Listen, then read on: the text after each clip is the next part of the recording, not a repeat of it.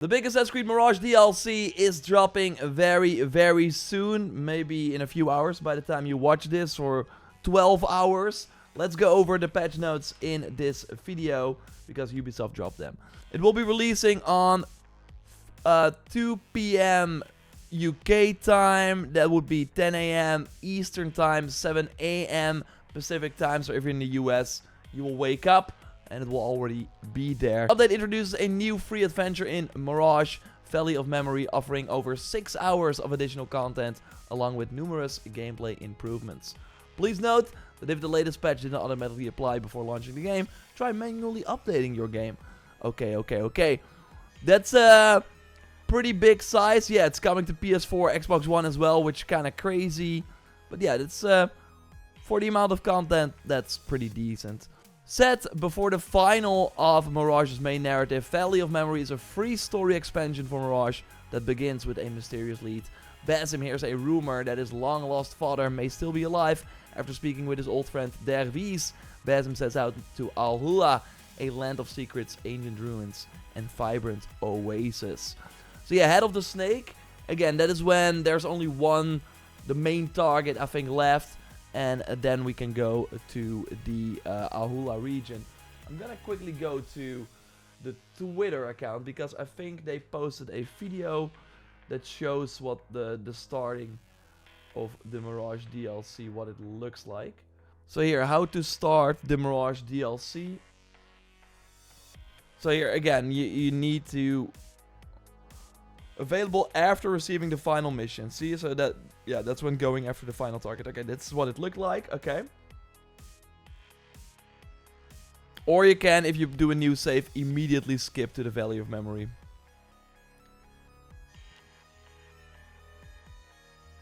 I think you would only do that if you like lost your save file or anything. But yeah, here we see the new difficulties as well. Hardened Assassin, Ultimate Assassin, and Custom difficulty, where you can tweak everything. But yeah, here we go to Dervis. And then, before you know it, you're in a new region with a loading screen likely. It's gonna be a whole new map. Okay, so this is what that looks like. New region, explore Al-Hula, a breathtaking new setting from the golden age of the Abbasid Empire, set at a crossroads of civilization. Largely lost to time, the Valley of Memory is a stunning region that played an important role in the history of the area for centuries. Divided into two main regions, the so-called Land of the Dead in the northern half, so that's the deserty area, and the Land of the Living, so the more urban environments in the southern half. Each sub-region offers unique visual variety and opportunities. This screenshot, I love it. New world activities. I don't think they're really new. Let's read on. Beyond the main story, Valley of Memory offers additional hours of new content and returning world activities. So it seems to be that the main story is 3 hours and the open world activities are also 3 hours, so 6 hours in total. New and returning world activities which will help you uncover the mysteries of Al-Hula. Familiar side activities return, including world events and world contracts, along with brand new additions. One such is Stolen Goods, where Basim must steal secret maps from robbers to recover valuable items. Let's see. Okay, that's a pretty... You do see that it's kind of an end game area here, where there was a pretty tight window. And then you got a clue. And I do think you then... It's basically the Valhalla treasure map. You will then see blue. Then you see a drawing with an X, and then you go there, and that's how you do it. So, they're saying it's new. It's not new. We've seen this countless of times before. Another is Old Melodies, which challenges players to collect musical themes through parkour sequences, reminiscent of the CCNTs in Black Flag. So that's also not really new, and of course this was also in Valhalla, but then you were grabbing tattoos. But this is kind of cool. Once collected, Basim can perform these melodies in a variety of musical settings throughout the world, offering the perfect chance to enjoy a break from the journey. And I in particular love where he like grabs this new instrument and plays it in like an urban environment, and then people will actually come and check it out. Then we also have some free full game improvements. The update also includes many gameplay improvements and changes to the full game, including some highly requested features from the community. Please note that these improvements will work both in Al-Hula and Baghdad. Yeah, this is awesome. The parkour, of course, and control improvements. The free jump. This is gonna be wild. The option to free jump has been added to Mirage's gameplay settings, giving you the ability to manually jump as you traverse throughout the game. This can be set on and off in the gameplay options tab. I do think we likely have to turn that on when we boot the game up. And then you can also change your like parkour control scheme to fit the new jump button. But yeah, this is of course huge. You can there was not like there are so many new possibilities now. So that this is gonna be a lot of fun. Back and side ejects can now be performed even if there's no clear spot for Basim to land or clear handhold for him to grab. You can also toggle this free mode on and off in the gameplay options menu. Keep the current save state if you prefer that Basim always lands safe and sound. To be fair, if you like turn off the safe mode, you can still, if you get the roll under control, you can still break your fall. But then obviously it's not the game. Basically in the safe mode you would not be able to do that jump. The game would like stop you because it would do fall damage. If you time the roll right though, then you can still break your fall.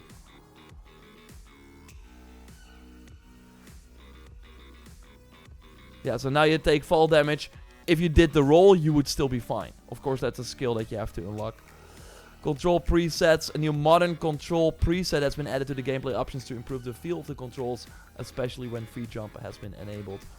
I think also when you select free jump, it's like, hey, do you want to check out this new modern control scheme? And then we also see here, the free run up is then on R2, which is kind of awesome. So yeah, that's of course the old school thing that we have here, which awesome. And then R2 plus X for the free jump. While the light heavy attack, the rest is still kind of same. Only your tool wheel is then on L1 instead of on R2 with the regular settings. Great stuff. This one I'm really excited about, the animus sequences replayable missions feature. Another highly requested feature from the community was mission replayability. Well, we heard you. Main missions and contracts can now be replayed. You can access them through the investigation board's animus sequences section or by interacting with the animus icons around the world. And yeah, you have every mission has basically 3 of these challenges, and by completing them you one is basically 1 dot here, and then every time you basically complete 3, can be from any challenge, you earn a level, and a level means a new reward. So skill point, accessory, crafting resources. But there will also be, because this is only level 6, 9, 12, 15. If you go up, you can actually get like new weapons, and there should probably be like an outfit there too. So that's gonna be fun. New challenges will be available upon replaying a mission, allowing you to complete challenges to earn new rewards like animus mods. Oh yeah, that's animus mods are auto refills over time for tools as a focus, and can be activated only in the animus sequences or in New Game Plus. So basically cheats, which is kind of fun that they are in the game now too. New difficulty settings. 2 new difficulty settings have been added, as I already noted. Hardened Assassin and Ultimate Assassin. Each new preset includes one new reward. These can be rewarded on completing a permadeath run. That's crazy. Curious if they will share what those rewards are. I don't think so. Hardened Assassin sits between normal and hard and features the same difficulty as Assassin but with higher defense enemies. Okay. As we can see here, enemy defense is now 200%. Was it normally like 100 then? Or then we also have Ultimate Assassin where the enemies deal way more damage too. Hardest difficulty, providing a new fresh. I'm gonna try that, of course. Short detection time, normal detection time, pickpocket difficulty, hard. I'm gonna start with the pickpocket difficulty on, but I will probably in the settings turn the auto on, because I'm still recovering from the advanced assassination in Valhalla, and it's of course the same system here. I've done that minigame too many times. For those wanting a more tailored experience, we've also added the new custom difficulty, so you can tweak anything you want. That's awesome. Tools can be upgraded to level 3, giving them new abilities to help you through the new challenges of the DLC. These include throwing knives. They become explosive, so they're not stealthy anymore. Smoke bombs become a corrosive bomb that dissolves dead enemies, leaves no trace of them. It's the same as the one of the upgrades for the throwing knife. When you like throw them, they dissolve into sand. It's very cool. But yeah, now you can do that with the smoke bomb too. I don't know why. I think you could still do a smoke bomb, kill enemies, and then just throw your throwing knife, have them disappear, and then pick up the throwing knife again. I think that's a smarter tactic, but we will see. Blow dart can now pierce even to the most heavily armored enemies. This also seems useless because you can already do that if you have one of the other upgrades. So yeah, again, what I kind of said in my video, the open world activities and these tool upgrades, I expected a bit more from them, but yeah, I'm not sure if I will really use them, basically. Apart from the throwing knives become explosive, that's gonna be fun. Noisemaker can now put enemies caught in the impact zone to sleep. So they make a lot of noise, but enemies fall asleep. That's interesting. Traps can now cause enemies caught with their blast radius to enter berserk mode and attack their fellow guards. That could actually be nice. So you lay down some traps, you know, okay, this enemy is gonna attack me from behind. Boom. Now they're berserk and will attack their friends instead. Although berserk also means they can attack you. It of course depends on who's like the closest. And there's also a new skill where you can have all the level 1 tool upgrades. I think they're gonna probably talk about it here. Engineer 2, which allows players to equip all the tool 1 upgrades. Add an option to cancel the chain kill once started. Oh, that is your so that's the teleport, the enemy's teleport. That's interesting. Add new objects that can only be looted by pickpocketing in Alhula. Rebalance the notoriety system to coincide with new difficulty settings. Tool aim assist.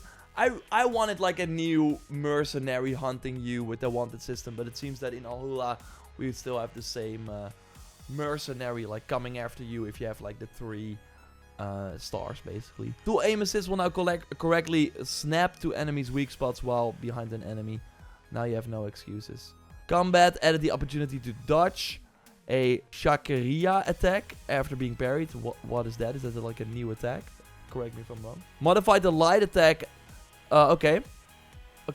Really curious about this. Improve the flinch animation on the NPCs during light attack. That's awesome too, because right now you can sometimes feel like like you miss impact with the light attacks. This could be very big. This could be very big. Increase the window of opportunity to perform a kick. Right now it's kind of hard, and that's why I never used the kick. We of course saw the kick a lot in the pre-launch like trailers. It looked awesome. We're like, how do you do it?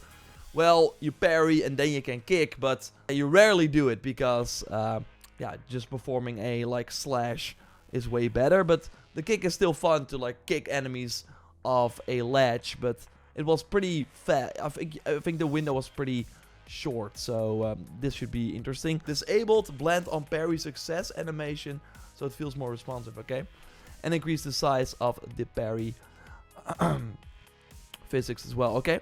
Improve the trigger condition of the ejects, modified the camera. For the UI, they added the button to the world map. Yeah, you can travel between the 2 regions, of course. Updated the objective icons designed and description to reinforce the differences between types of objectives. Remove the skill point notification remaining on the stream when they are available to rely on. Okay, that's better. Because in Valhalla it made more sense because that was also your level. It was like, yo, you have more skill points, and that meant your power level was less. In Mirage, it never really made sense that you had this big 1 or whatever on your screen when it was just like a skill point. There are no levels in Mirage. Added an upgradable tool icon when a tool can be upgraded, displayed next to the bureau icon on the map and compass, okay?